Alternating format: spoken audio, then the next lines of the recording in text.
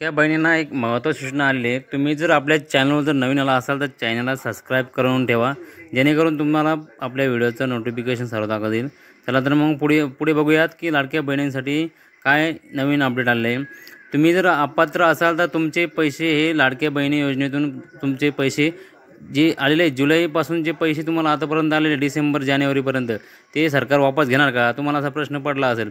कारण की सरकार हे आता लाडक्या बहिणी अपात्र करण्यात आलेलं आहे। कारण की 65 वर्षावरील अपात्र महिला आणि संजय गांधी निराधार तुम्ही अर्ज भरला असेल तर त्या पण महिला अपात्र करण्यात आलेल्या आहे। आणि बऱ्याच महिला अशा त्यांच्या घरी 4 चाकी असेल त्या पण महिला अपात्र ठरवण्यात आलेल्या आहे।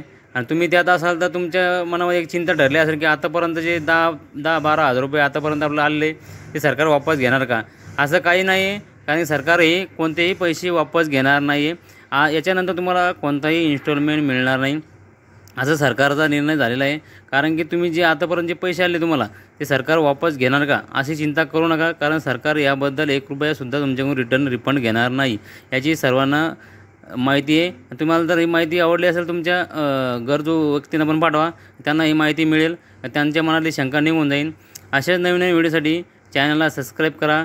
माझ्या लाडकी बहिणीला एक महत्त्वाची सूचना होती, तुम्ही जर चॅनलला सबस्क्राईब नसेल केले अजून पण चॅनल सबस्क्राईब करून ठेवा, जेणेकरून तुम्हाला नोटिफिकेशन आपल्या व्हिडिओची सर्वात अगोदर मिळेल।